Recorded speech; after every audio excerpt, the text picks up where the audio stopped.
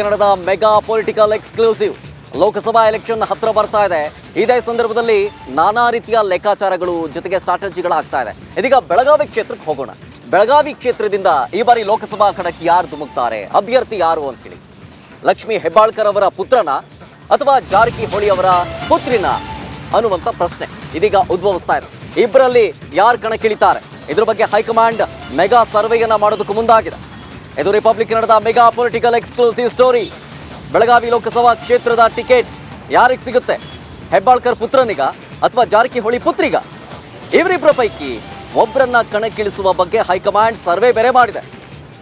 ಆ ಸರ್ವೆಯಲ್ಲಿ ಏನು ತೀರ್ಮಾನ ಆಗುತ್ತೆ, ಜೊತೆಗೆ ಅದೆಲ್ಲವನ್ನು ಕೂಡ ಅಳೆದು ತೂಗಿ ಲೆಕ್ಕಾಚಾರವನ್ನು ಹಾಕಿ ಟಿಕೆಟ್ ಅನ್ನ ಫೈನಲ್ ಮಾಡ್ತಾರೆ.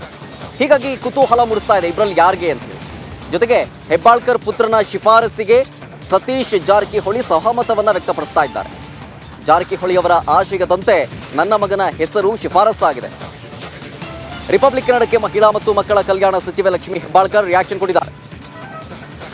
ಆಕಾಂಕ್ಷಿಗಳು ಬಹಳ ಜನ ಇದ್ದಾರೆ, ಅಳೆದು ತೂಗಿ ಅಭ್ಯರ್ಥಿಯನ್ನ ಆಯ್ಕೆ ಮಾಡೋದಕ್ಕಿದೆ. ಜನ ಹೇಳೋದಕ್ಕೆ ನನ್ನ ಮಗನ ಹೆಸರು ಮುಂಚೂಣಿಗೆ ಬಂದಿದೆ ಅಂತ ಹೇಳಿ ರಿಯಾಕ್ಷನ್ ಕೊಟ್ಟಿದ್ದಾರೆ. ಹೇಳಿದಲ್ಲ, ಹೆಬ್ಬಾಳ್ಕರ್ ಪುತ್ರನ ಶಿಫಾರಸ್ಸಿಗೆ ಸತೀಶ್ ಜಾರಕಿಹೊಳಿ ಸಹಮತವನ್ನ ವ್ಯಕ್ತಪಡಿಸ್ತಾ ಇದ್ದಾರೆ.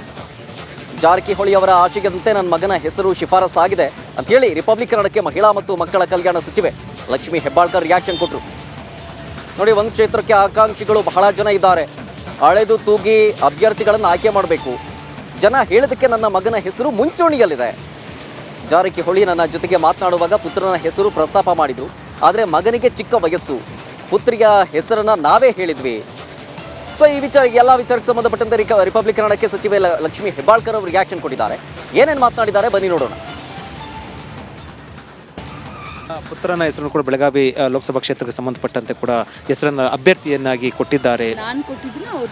ನೀವು ಕೊಟ್ಟಿದ್ದೀರಿ ಅಥವಾ ಶಿಫಾರಸ್ ಆಗಿದೆ ಕೇಂದ್ರಕ್ಕೆ ಅಂತ? ಖಂಡಿತ ಅದ್ರ ಬಗ್ಗೆ ಎಲ್ಲರಿಗೂ ಕಲ್ಪನೆ ಇದೆ. ನನ್ನ ಮಗನ ಹೆಸರು ಸೆಂಟ್ರಕ್ಕೆ ಶಿಫಾರಸ್ ಆಗಿರೋ ಬಗ್ಗೆ ಕಲ್ಪನೆ ಸತೀಶ್ ಅಣ್ಣನವ್ರಿಗೂ ಇದೆ. ಯಾಕೆಂದರೆ ಅವರು ಜಿಲ್ಲಾ ಉಸ್ತುವಾರಿಗಳು, ಅವರ ಒಂದು ಆಶಯ ಥರನೇ ಅದು ಶಿಫಾರಸ್ ಆಗಬೇಕಾಗುತ್ತೆ. ಸೊ ಉಡುಪಿ ಜಿಲ್ಲೆಗೆ ಏನಾದರೂ ಇದ್ದರೆ ಅದು ಲಕ್ಷ್ಮೀ ಹೆಬ್ಬಾಳ್ಕರ್ನ ಕೇಳಿ ಇದನ್ನು ಮಾಡ್ತಾರೆ. ಸೊ ಅವರೇ ಅದನ್ನು ಮಾಡಿದ್ದು. ಅಂದರೆ ಇದು ಸತೀಶ್ ಜಾರಕಿಹೊಳಿ ತಮ್ಮ ಮಗನ ಹೆಸರು ಶಿಫಾರಸನ್ನು ಮಾಡಿದ್ರು. ಒಬ್ಬ ಜಿಲ್ಲಾ ಉಸ್ತುವಾರಿಯಾಗಿ ಜಿಲ್ಲೆಯ ಭಾವನೆಗಳನ್ನು ಅವರು ಮುಂದುವರಿಸಿದ್ದಾರೆ. ಸ್ಪರ್ಧೆ ಒಂದೇ ಕ್ಯಾಂಡಿಡೇಟ್ ಇದ್ದಾರಾ ಅಥವಾ ಯಾರಾದರೂ ಕೂಡ ಪ್ರತಿಸ್ಪರ್ಧಿಗಳಿದ್ದಾರೆ ಈಗ ಆಕಾಂಕ್ಷಿಗಳಲ್ಲಿ? ಆಕಾಂಕ್ಷಿಗಳು ಬಹಳಷ್ಟು ಜನ ಇದ್ದಾರೆ. ನಮ್ಮ ಪಕ್ಷದಲ್ಲಿ ಟಿಕೆಟನ್ನು ಸ್ವಲ್ಪ ಜಾಸ್ತಿ ಜನನೇ ಕೇಳ್ತಾರೆ. ಆಕಾಂಕ್ಷಿಗಳು ಬಹಳಷ್ಟು ಜನ ಇದ್ದಾರೆ, 7-8 ಜನ ಇದ್ದಾರೆ. ಇದನ್ನು ಅಳೆದು ತೂಗಿ ಎಲ್ಲ ರೀತಿ ನೋಡಬೇಕಲ್ಲ. Winning is a criteria. So ಎಲ್ಲ ರೀತಿ ನೋಡಿ, ಯಾಕಂದರೆ ಕಾಸ್ಟ್ ಕಾಂಬಿನೇಷನ್ ನೋಡಬೇಕು, ಜನರ ಜೊತೆ ಸಂಬಂಧವನ್ನು ನೋಡಬೇಕು, ಆಯಾ ಒಂದು ಪ್ರಾದೇಶಿಕಕ್ಕೆ ತಕ್ಕಂತೆ ಎಲ್ಲನ್ನ ನೋಡಿ ಅಳೆದು ತೂಗಿ ಎಲ್ಲ ಸಂಗ್ರಹ ಮಾಡಿ ಮತ್ತು ಸರ್ವೆ ಕೂಡ ಮಾಡ್ತಾ ಇದ್ದಾರೆ. ಸೊ ಸರ್ವೆಯನ್ನು ಆಧರಿಸಿ ಹೈಕಮಾಂಡ್ ನಿರ್ಧಾರವನ್ನು ತೆಗೆದುಕೊಳ್ಳುತ್ತೆ. ಸರ್ವೆಯಲ್ಲಿ ತಮ್ಮ ಮಗನ ಪರವಾಗಿ ಕೂಡ ಬಂದಿದೆ ಅಂತ ಅನ್ಸುತ್ತಾ? ಅಂದರೆ ಅಭಿಪ್ರಾಯ, ಜನರ ಅಭಿಪ್ರಾಯ? ಖಂಡಿತವಾಗ್ಲೂ ಇಲ್ಲ, ಯಾಕಂದರೆ ಸರ್ವೆ ನಡೀತಾ ಇದೆ. ಸರ್ವೆ ಅನ್ಸುತ್ತೆ ಮೇಡಮ್ ನಿಮಗೆ, ಯಾಕೆ ನೀವು ಜಿಲ್ಲೆಯಲ್ಲ ಕೂಡ ಓಡಾಡಿರೋದು. ಜನ ಹೇಳಿದ್ದಕ್ಕೇ ಅವನ ಹೆಸರು ಮುಂಚೂಣಿಯಲ್ಲಿ ಬಂದಿದೆ.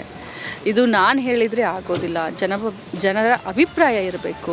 ನನ್ನ ಸಹೋದರ ಇಡೀ ರಾಜ್ಯಕ್ಕೆ ಹೈಯೆಸ್ಟ್ ಓಟ್ನಿಂದ ಗೆದ್ದ ಅಂತಂದರೆ ಅದು ಜನರ ಆಶೀರ್ವಾದದಿಂದ, ನಮ್ಮಿಂದ ಅದೆಲ್ಲ ಸಾಧ್ಯ ಆಗೋದಿಲ್ಲ.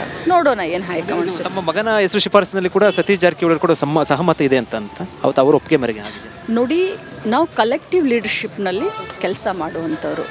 ಬೆಳಗಾವಿ ಜಿಲ್ಲೆ 18 ಕ್ಷೇತ್ರದಲ್ಲಿ 11 ಕ್ಷೇತ್ರನ ನಾವು ಈ ಬಾರಿ ಕಾಂಗ್ರೆಸ್ಗೆ ತೆಗೆದುಕೊಂಡಿದ್ವಿ. 5 ಜನ ಇದ್ವಿ ನಾವು. ಹೇಗೆ ಸಾಧ್ಯ ಆಯಿತು? ಕಲೆಕ್ಟಿವ್ ಲೀಡರ್ಶಿಪ್ಪು ಸತೀಶ್ ಜಾರಕಿಹೊಳಿ ಅವರ ಮುಖಂಡತ್ವದಲ್ಲಿ, ಜಿಲ್ಲೆಯ ಎಲ್ಲ ಬೇರೆ ಮುಖಂಡರ ನೇತೃತ್ವದಲ್ಲಿ ಮಾಡಿದ್ದೀವಿ. ಸೊ ಇದು ಅವರು ಇವರು ಅಂತಲ್ಲ, ಕಲೆಕ್ಟಿವ್ ಲೀಡರ್ಶಿಪ್ಪನ್ನು ಜೊತೆಯಲ್ಲಿ ಅಭ್ಯರ್ಥಿಗಳು ಫೈನಲ್ ಆಗ್ತಾರೆ ಹೈಕಮಾಂಡ್ನ ಚರ್ಚೆಯೊಂದಿಗೆ. ಗೊತ್ತಿರಲಿಲ್ಲ ಹೆಸರು ಶಿಫಾರಸಲ್ಲಿ ತಮ್ಮ ಮಗನ ಹೆಸರು ಇದೆ ಅಂತ ಸತೀಶ್ ಜಾರಕಿಹೊಳಿ ಇರೋದು. ಅದೇ ರೀತಿ ಸತೀಶ್ ಜಾರಕಿಹೊಳಿ ಮಗನ ಹೆಸರು ಕೂಡ ಇದೆ ಅಂತ ಅನ್ಸುತ್ತಲ್ವಾ ಶಿಫಾರಸಲ್ಲಿ?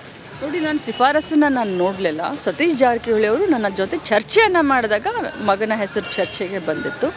ಅವ್ರ ಮಗಳಿಗೆ ನಾವು ಕೊಡಬೇಕು, ಮಗನಿಗೆ ಕಡಿಮೆ ಏಜ್ ಇದೆ, ಅವರ ಮಗನಿಗೆ 24. ಸೊ ಮಗಳಿಗೆ ಕೊಡಬೇಕು ಅಂತ ನಾವು ಒತ್ತಾಯ ಮಾಡ್ತಾ ಇದ್ದೀವಿ. ನೋಡೋಣ ಹೈಕಮಾಂಡ್ ನಿರ್ಧಾರ. ಮಗಳು ಕೊಟ್ಟರು ಕೂಡ ತಮ್ಮ ಸಪೋರ್ಟ್ ಇದೆ? 100% ಸಪೋರ್ಟ್ ಇದೆ ಮತ್ತು ಗೆಲ್ಲಿಸ್ಕೊಂಡು ಬರ್ತೀವಿ. ಮಗನಿಗೆ ಕೊಟ್ಟರೆ ನನ್ನ ಮಗನಿಗೆ ಕೊಟ್ಟರು ಅಷ್ಟೇ ಸಂತೋಷ, ಅವ್ರ ಮಗಳಿಗೆ ಕೊಟ್ಟರು ಅಷ್ಟೇ ಸಂತೋಷ. ಬೇರೆ ಯಾರಿಗೂ ಹೈಕಮಾಂಡ್ ಆಶೀರ್ವಾದ ಮಾಡಿದ್ರು ಬೆಳಗಾವಿ ಪಾರ್ಲಿಮೆಂಟ್ ಕಾಂಗ್ರೆಸ್ ಪಕ್ಷದ ತೆಕ್ಕೆಗೆ ತೆಗೆದುಕೊಂಡು ಬರೋದು ಸದಾ ಸಿದ್ಧ. ಕ್ಯಾಮರಾ ಪರ್ಸನ್ ಕೃಷ್ಣ ಜೊತೆ ವಿಜಯ್ ಜನ್ನಳ್ಳಿ, ರಿಪಬ್ಲಿಕ್ ಟಿವಿ, ದೆಹಲಿ. ಇನ್ನು ಇದ್ರ ಬಗ್ಗೆ ಹೆಚ್ಚಿನ ಡೀಟೇಲ್ಸ್ ಕೊಡ್ತಾರೆ ನಮ್ಮ ಪ್ರತಿನಿಧಿ ವಿಜಯ್ ನೇರ ಸಂಪರ್ಕದಲ್ಲಿ. ವಿಜಯ್, ಬೆಳಗಾವಿ ಲೋಕಸಭಾ ಕ್ಷೇತ್ರದಿಂದ ಯಾರು ಕಣಕ್ಕಿಳಿತಾರೆ ಅನ್ನುವಂತಹ ಚರ್ಚೆಯ ಬೆನ್ನಲ್ಲೇ ಇದೀಗ ಹೆಬ್ಬಾಳ್ಕರ್ ಅವರ ಪುತ್ರನ ಹೆಸರು ಮುಂಚೂಣಿಯಲ್ಲಿದೆ ಅಂತ ಹೇಳಿ ಹೆಬ್ಬಾಳ್ಕರ್ ಅವರೇ ಹೇಳ್ತಾ ಇದ್ರು. ಏನೇನು ಮಾತನಾಡಿದ್ರು ಈ ವಿಚಾರಕ್ಕೆ ಸಂಬಂಧಪಟ್ಟಂತೆ ವಿಜಯ್?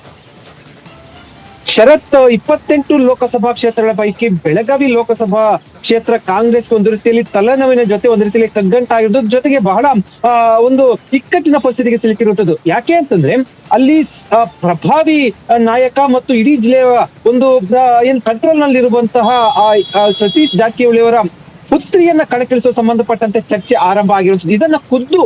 ಇದನ್ನ ಖುದ್ದು ಸಚಿವೆ ಲಕ್ಷ್ಮೀ ಹೆಬ್ಬಾಳ್ಕರ್ ರಿಪಬ್ಲಿಕ್ ಕನ್ನಡ ಕೇಳಿರುವಂತದ್ದು. ಅಂದ್ರೆ ಆ ಚರ್ಚೆಯ ಸಂದರ್ಭದಲ್ಲಿ ಆ ಪುತ್ರನ ಹೆಸರು ಬಂತು, ಸತೀಶ್ ಜಾರಕಿಹೊಳಿ ಪುತ್ರ, ಆದ್ರೆ ಬೇಡ ಏನು ಮಗಳಿಗೆ ಕೊಡುವಂತದ್ದು ಸಂಬಂಧಪಟ್ಟಂತೆ ಚರ್ಚೆ ಆಯ್ತು ಅಂತ. ಅದರ ಜೊತೆಗೆ ಇನ್ನೊಂದು ಬಹಳ ಪ್ರಮುಖವಾದ ವಿಚಾರ, ಸತೀಶ್ ಜಾರಕಿಹೊಳಿ ಈ ಹಿಂದೆ ರಿವೀಲ್ ಮಾಡಿದ್ರು, ಆ ಬೆಳಗಾವಿ ಲೋಕಸಭಾ ಕ್ಷೇತ್ರಕ್ಕೆ ಸಚಿವೆ ಲಕ್ಷ್ಮೀ ಹೆಬ್ಬಾಳ್ಕರ್ ಪುತ್ರನ ಹೆಸರನ್ನ ಶಿಫಾರಸ್ ಮಾಡಲಾಗಿದೆ ಅಂತ. ರಿಪಬ್ಲಿಕ್ ಕನ್ನಡಕ್ಕೆ ಬಂದ ಮೂಲಗಳ ಮಾಹಿತಿ ಜೊತೆಗೆ ಖುದ್ದು ಸಚಿವೆ ಲಕ್ಷ್ಮೀ ಹೆಬ್ಬಾಳ್ಕರ್ ಹೇಳಿದ ಪ್ರಕಾರ ಇಬ್ಬರ ಹೆಸರು ಬಹಳ ಪ್ರಮುಖವಾಗಿ ಶಿಫಾರಸ್ ಆಗಿದೆ. ಒಂದು ಲಕ್ಷ್ಮೀ ಹೆಬ್ಬಾಳ್ಕರ್ ಅವರ ಪುತ್ರ, ಮತ್ತೊಂದು ಕಡೆ ಏನು ಸತೀಶ್ ಜಾರಕಿಹೊಳಿ ಅವರ ಪುತ್ರಿಯ ಹೆಸರು ಶಿಫಾರಸ್ ಆಗಿರುತ್ತದೆ. ಪ್ರಶ್ನೆ ಯಾರಿಗೆ ಕೊಡುವುದು ಅನ್ನುವಂಥದ್ದು. ಹೈಕಮಾಂಡ್ ಮತ್ತು ರಾಜ್ಯ ಕಾಂಗ್ರೆಸ್ ನಾಯಕರು ಖುದ್ದು ಈ ಸಂಬಂಧಪಟ್ಟಂತೆ ಸರ್ವೆಗೆ ಮುಂದಾಗಿರುವಂತದ್ದು. ಬೆಳಗಾವಿ ಲೋಕಸಭಾ ಕ್ಷೇತ್ರದಲ್ಲಿ ಅದೇ ಲಕ್ಷ್ಮೀ ಹೆಬ್ಬಾಳ್ಕರ್ ಪುತ್ರನಿಗೆ ಕೊಟ್ರೆ ಗೆಲ್ತಾರ ಅಥವಾ ಏನು ಸತೀಶ್ ಜಾರಕಿಹೊಳಿ ಪುತ್ರಿಗೆ ಕೊಟ್ರೆ ಗೆಲ್ತಾರ ಅನ್ನೋ ಸಂಬಂಧಪಟ್ಟಂತೆ ಖುದ್ದು ಈಗ ಸರ್ವೆ ನಡೀತಾ ಇರುವಂತದ್ದು. ಕಳೆದ 4-5 ದಿನಗಳಲ್ಲಿ ಸಂಬಂಧಪಟ್ಟಂತೆ ಇಡೀ ಎಲ್ಲಾ ವಿಧಾನಸಭಾ ಕ್ಷೇತ್ರಗಳಲ್ಲಿ, ಅಂದ್ರೆ ಬೆಳಗಾವಿ ಲೋಕಸಭಾ ಕ್ಷೇತ್ರ ಬರುವಂತಹ ಎಲ್ಲಾ ವಿಧಾನಸಭಾ ಕ್ಷೇತ್ರಗಳು ಕೂಡ ಸರ್ವೆ ಆರಂಭ ಆಗಿದೆ. ಇದನ್ನ ಲಕ್ಷ್ಮೀ ಹೆಬ್ಬಾಳ್ಕರ್ ಅವರು ಖುದ್ದು ರಿಪಬ್ಲಿಕ್ ಕನ್ನಡಕ್ಕೆ ಹೇಳಿಕೆಯನ್ನು ಕೊಟ್ಟಿರುವಂತದ್ದು, ಸ್ಫೋಟಕ ಮಾಹಿತಿಯನ್ನು ಕೊಟ್ಟಿರುವಂತದ್ದು. ವರದಿಯನ್ನ ಆಧರಿಸಿ ಯಾರಿಗೆ ಕೊಡ್ತಾರೆ ಅನ್ನುವಂಥದ್ದು ಈಗ ಪ್ರಶ್ನೆ ಇರುವಂತದ್ದು. ಅಂದ್ರೆ ವರದಿ ಬಂದ ನಂತರ ಕೊಡುವಂಥದ್ದು. ಪ್ರಶ್ನೆ ಇರುವಂತದ್ದು, ಲಕ್ಷ್ಮೀ ಹೆಬ್ಬಾಳ್ಕರ್ ಪುತ್ರ ಕೊಟ್ರೆ ಸಚಿವ ಸತೀಶ್ ಜಾರಕಿಹೊಳಿ ಸೇರಿದಂತೆ ಬೆಳಗಾವಿಯ ಶಾಸಕರು ಅದಕ್ಕೆ ಸಪೋರ್ಟ್ ಮಾಡ್ತಾರ ಅನ್ನೋದು. ಯಾಕಂದ್ರೆ ಬೆಳಗಾವಿಯಲ್ಲಿ ಸಚಿವೆ ಲಕ್ಷ್ಮೀ ಹೆಬ್ಬಾಳ್ಕರ್ ವರ್ಸಸ್ ಸತೀಶ್ ಜಾರಕಿಹೊಳಿ ನಡುವಿನ ಒಂದು ಆಂತರಿಕ ಗುದ್ದಾಟ ನಡೆದ ಕೂಡ ನೋಡ್ಬೋದು. ಆದ್ರೆ ಇದನ್ನ ಹೈಕಮಾಂಡ್ ಹೇಗೆ ನಾಯಕರು ಬಗೆಹರಿಸ್ತಾರೆ ಅನ್ನೋದನ್ನ ಕಾದ್ ನೋಡ್ಬೇಕಾಗಿದೆ. Sharath, thank you Vijay ಡೀಟೇಲ್ಸ್ಗಾಗಿ.